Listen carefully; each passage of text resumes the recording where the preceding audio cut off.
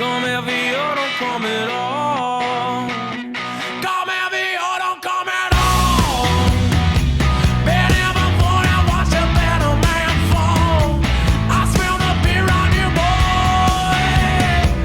Come heavy or don't come at all. I will put you down. I will put you down. I will put you down for king and for country. I will put you down. I will put you down. I will put you down. And the bell's what you need. You ain't a comrade or friend. Ladies and gentlemen, boys and girls, children of all ages, welcome to Urban Sports Show and the 2015 WWE Battleground review. Obviously, as I said in the preview, went there live last night. What an amazing show. This electric atmosphere, like always in St. Louis. St. Louis has, such a great wrestling history. Like Stephanie even said, wrestling at the Chase, not the Savage Center, or the Scott Trade Center. So it's this amazing history in St. Louis of wrestling. The Randy Orton comes from St. Louis, Cowboy Bob Orton, Ric Flair, Harley Race, all wrestling at the Chase. So yeah, a lot to live up to, and I think overall this card actually did, for the most part, deliver, Yeah, there was a couple things. We were expecting the Intercontinental title match, Ryback, Big Show, Miz. We didn't get that. Darn. But we still had Miz come out, a little segment, and Big Show come out and knock him out. And I don't know what the fuck Miz was wearing, but he looked like, I don't know, a gay shepherd? I don't know what to really fucking call this. His high water pants, his stupid looking shoes, and this fucking cover. I don't know what the fuck he was wearing. It looked like a gay shepherd to me, but hey, that's it. Yeah. Let's run this card down real quick. Not going to get a lot into the details of the matches, because obviously when you watch a show live in the arena, you get a different perspective from what you actually watch on the network. I haven't got a chance to go through a whole card on the network yet, so we'll just kind of hit some points here and go from there. Alright, dark match. We had King Barrett versus R-Truth for King Barrett's Royal Crown, what the fuck you want to call it. Really, R-Truth coming out here, really on Raw and having his, king gimmick he's been having. I don't know, it's been stupid that, obviously King Barrett went to the King of the Ring tournament and nothing happening from it. So it's like, okay, what the fuck here, guys? Just another one of those. It's actually of all the pre-show matches these two guys have had recently, I think, two? This might be the third one. They've had some Raw matches and stuff. This was actually the best of the matches they've had, and it wasn't that good. It was alright. I mean, I'd say roughly 2.5 star, maybe 2 3/4. King Barrett getting a win and keeping his royalty crown. First match on the card, we had Sheamus, Money in the Bank winner, versus the Apex Predator, King of the RKO, St. Louis's own, Randy Orton. As you see in the opening segment there, a little opening I had 3 posters at Battleground. I had the Urban Sports Show poster, I had a Randy Orton poster, and I had a Kevin Owens poster, and there's a picture of Sheamus when he standing on the ring buckle, holding his turnbuckle, holding his briefcase up. In the background, left-hand corner, you see that Randy Orton poster. Shout out to Kristen, who drew the poster a couple years ago for me. Thank ya. So yeah, Randy Orton here getting victory. Hometown little face run he's got going on. It was actually overall, it was a really good match. I enjoyed it. Nice match to kick out the show, kind of get the crowd hopped up. Obviously the crowd's solidly behind Randy Orton. Not only is he a face right now in his hometown, quite a few "you look stupid" chants for Sheamus because of that fucking mohawk hair he has and the little fucking braids right here. I mean, really? Does he have his freaking pubic hair braided too? I mean, really? In the bull ring? Have you guys seen this? Oh my god. I just want to take a pair of pliers and rip that fucking ring out of there because it looks retarded. But hey, just my opinion. Some of my viewers out there might have them. Hey, whatever you like, you like. I don't like it, especially on a freaking Sheamus, But Randy Orton getting the victory, looked good. Hopefully we'll get him back on track here, get him back consistently on Raws and on pay-per-views and actually winning and actually doing something. Next, with tag titles on the line, we had the Primetime Players versus the Obviously, this whole New Day gimmick is just garbage. New Day rocks. The New Day sucks. The positivity. We're going to win the titles back. I like Xavier Woods. I like Kofi Kingston. I really don't like Big E.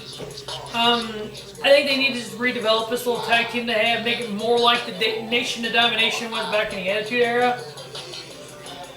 You like my little cup I got there? It's kind of cool cup. Collector's cup. I got the one from WrestleMania 30. I got another one from I think Survivor Series, and now from Battleground. So got my WWE Cup collection. So we had Primetime Players retaining their tag titles here. Overall, it was a fairly good match. I think it was equal to the last month's match. Nothing special, really. Just seeing the Primetime, being over with the crowd, and the crowd really hopped up on them and stuff. Next, we had one of the best matches tonight. It was really, really good. The entrance was even just fucking ballistic. It was crazy. We had Bray Wyatt versus Roman Reigns. Just as over as Bray Wyatt is to a point, but then again, how he's not over. I don't understand when he comes out and just everybody with their phones out and the lights, kind of like the little lighters of the 80s with the 80 bands and whatnot. Everybody having the firefly for the lighters, for the fireflies, the lights. You see that kind of light. I got a panoramic picture of it in the arena. It's pretty cool. But then you get people like the guys sitting behind us that are just fucking shitting on Bray Wyatt. It's like, guys, come on, really?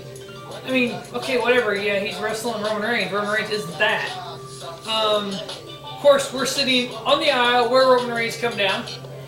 And as you see in the opening pictures I have, you will see a J-Man from Pro Wrestling Falls to fucking Roman Reigns. At last check, it had 30,000 hits on Deadspin. It was on Deadspin immediately after it happened. Quaddy was holding the Pro Wrestling Pulse sign, Pro Wrestling Pulse on YouTube, and the arena officials came over and took it. So whatever, what that means. Obviously I was there with the Pro Wrestling Pulse family and friends. We had Kristen, special guest appearances on the Pulse. We had the Peanut Gallery and J-Man's fiance Nicole, J-Man, Quaddy, and B Daddy J himself. So yeah, we had a full house there. I believe we all had a really good time. That was just kind of fucking random. Jamie wanted to do that. I'm getting video. Of course, some weird reason. We have a family member who likes Roman Reigns, so I'm trying to get a picture for her, my dear beloved mother-in-law. And I was trying to get a nice picture of Roman Reigns for her, out of respect.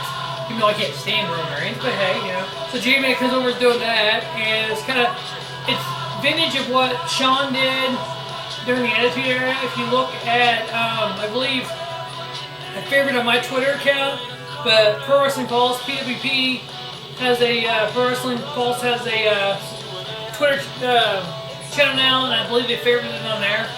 So you can take a look at that. Go to Deadspin and just type in, I go to Google and type in Roman Reigns fan.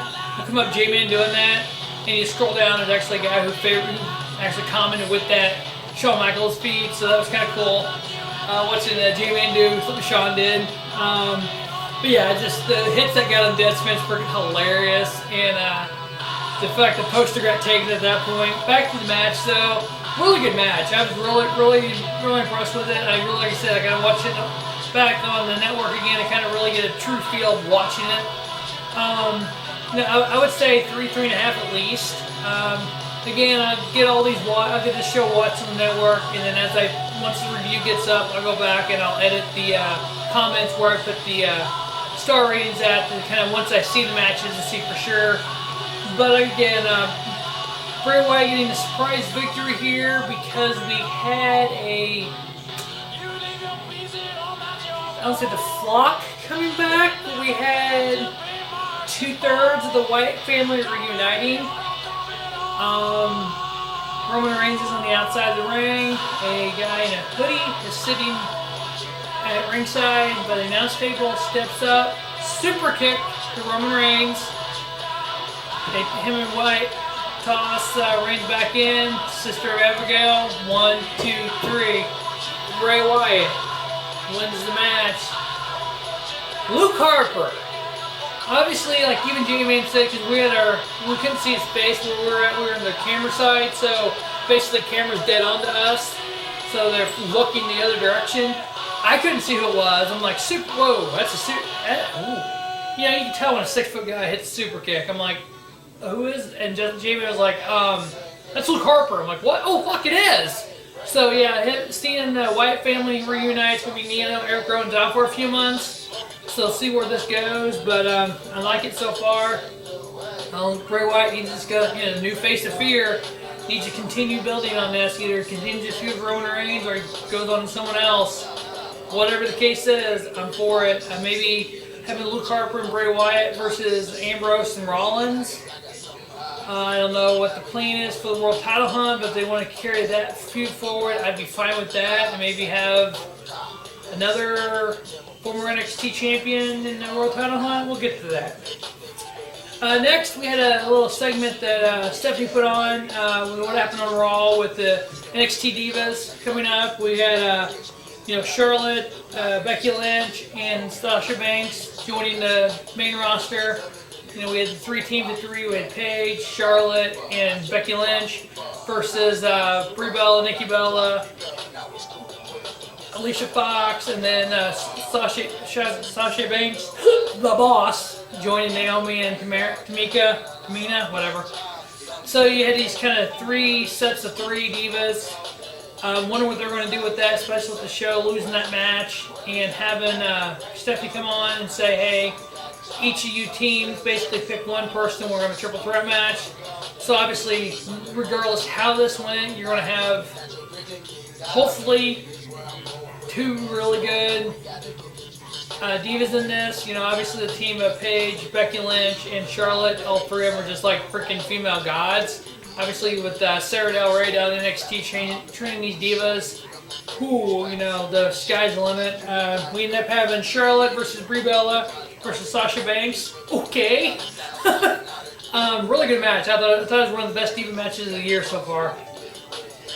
Over the last year, that's how shitty the Divas matches have been. When this is probably just randomly thrown together one of the best matches ever. Charlotte getting the victory, getting the submission on Brie Bella with that, I believe it was Brie she got the submission on. That figure 8 she calls it, that bridging figure 4. Ow. Obviously, Charlotte, the daughter, started to say son, daughter of the Nature Boy Ric Flair. Maybe we should start calling Charlotte the Nature Girl. Woo! Had to get that in. G-Man will laugh on that one.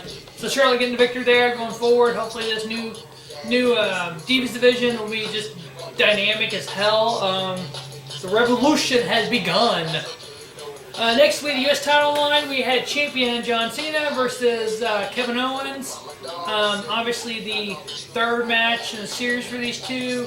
Elimination Chamber, Owens getting the pin in the middle of the ring, 1, 2, 3. At Money in the Bank, Cena getting the pin in the middle of the ring, 1, 2, 3. Both non-titles. Owens loses his NXT title to Finn Balor at Beast in the East in Tokyo. Now here we are, U.S. title on the line, John Cena versus Kevin Owens.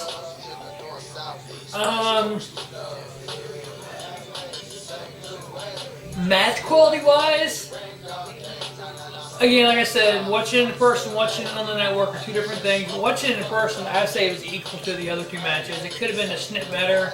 It had a lot of false finishes, which, really pumps the crowd up. Having a lot of Owens fight chants, Cena sucks, John Cena sucks, kind of chants back and forth, fight Owens fight. The Pulse Boys had a 3-poster fight Owens fight. I had my Kevin Owens won. Really good match. The ending was kind of like, leave me going, what? Why? John Cena getting a victory by submission over Kevin Owens did not make any sense. So basically, Cena's won the last 2. So typically in WWE terms, the feud's over. What does that do for Cena? What does that do for Owens? Where do we go from here? I don't know. Maybe with the outcome of the main event, Owens is in the main event picture now going forward? I don't know. I mean, obviously, Cena will have his open challenge on Raw tonight. Does Owens come out and accept it and win? Does Cesaro accept it and win? Maybe Cesaro and Owens for the US title in a triple threat with Cena? SummerSlam is setting up to be fairly interesting. So John Cena is still your United States champion. Next, main event, we had a world title line. We have champion Seth Rollins without the authority, without the director of operations King, who was out with a broken ankle. Obviously, both J&J got taken out by Brock Lesnar. We had Seth Rollins versus the Beast Incarnate, Brock Lesnar. Suplex City. As Seth Rollins said in Raw, I will go to Suplex City and I'll burn that motherfucker down. Well, to a point, Suplex City is standing tall. If you've already seen what happens, you know what I'm getting ready to talk about. If you haven't seen it yet, sit down and enjoy. 12, 13 suplexes by by Brock Lesnar on Seth Rollins. He was just throwing Rollins around like a fucking ragdoll. About 4 or 5, maybe 6 super kicks by Seth Rollins. Really, it was just a clusterfuck at one point. Expected a lot more from this. It was more or less Brock just wanting to fucking suplex the fuck out of Seth Rollins, and he did a damn good job of it. Of course, I'm going, Brock's going to tire himself out suplexing him so much. There's actually a guy that had a notebook, and I guess he pre-wrote out the number, and he has a number, and then suplexes on the bottom. And he just kept flipping the page every time Brock would hit one. I think it was 13 he got to. He hit a 14, another one earlier, but Rollins ended up landing on his feet and super kicking him. But obviously, internet ruined wrestling completely. And I mean, I'm guilty as the next person. I don't go purposely look stuff up as I'm on Yahoo or whatever, on eWrestling News or whatever it is on Facebook, and I see something like, hey, that's intriguing, I click on it. There was a big rumor out that Undertaker would appear at Battleground. I'm like, no. Taker shows up for Mania, and that's it. He hasn't been on another pay-per-view besides Mania in about 4 or 5 years. So whatever, it's not going to happen. Yes, we had the return of the Dead Man. We had The Undertaker come out and revenge his loss against Brock Lesnar at WrestleMania 30. Obviously, the epicness of a Taker return, the lights out, the gong, the lightning on the Titantron, and poof! There's The Undertaker in the ring. Brock with the F5M, tombstones and choke slams and tombstones later. Brock's laying out in the ring and Taker walks out. Just epicness to see Taker return in St. Louis. A lot of great Taker matches over the years in St. Louis. Survivor Series 97, I believe it was. The first ever Hell in a Cell versus Shawn. He was in Elimination Chamber that J-Man and I attended in 2010. So yeah, I mean, he's done a lot in St. Louis. Cena return was epic, setting up Lesnar and him at SummerSlam. Okay, I'm cool with that. What I'd like to see, something I thought of the other day actually, is not having WrestleMania 32 be his last match. Whoa, calm down everyone. He debuted at Survivor Series. Sting debuted with WWE at Survivor Series. Why not have your Survivor Series, Sting versus Undertaker, both their last matches, win or lose, whoever, they both walk away next year in Texas at WrestleMania, they both go to the Hall of Fame. I think with Taker's character, you can't put him in the Hall of Fame and him wrestle the next night. It doesn't fit his character. It doesn't fit the Dead Man's character. But having him in his career where he began it at Survivor Series, you could also have a Triple Threat Shield. They did debut at Survivor Series, Triple Threat Shield for the title. So, and then have a Sheamus cash in after that or something. So yeah, there's a lot of things we can go. So we still have Seth Rollins with the world title. We have a return of the Dead Man, the Undertaker, to face Brock Lesnar at SummerSlam. Who knows who Seth Rollins is going to face at SummerSlam? A lot of these answers, hopefully, questions will be answered tonight on Raw. It's about 2 hours before Raw starts.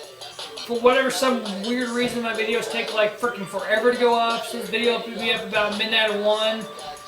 So obviously Raw would happen by then. So stay tuned to all 5 Robert Sports shows. Some new videos this week, some new Robert's 10s I want to do. Stay tuned for Robert's Sports Show 3, Pro Wrestling, a couple different Robert's 10s I want to get done. A lot of videos I want to get done. Just gotta get time to do them all. As always, thanks for watching Robert's Sports Show. Make sure you follow me on Twitter, follow me on Facebook. As always, thanks for watching. Have a spiffy day. Robert Sports Show, the YouTube leader in sports channels. Come heavy or don't come at all. You leave your piece at home, that's your call. It never paid to be merciful. Come heavy or don't come at all.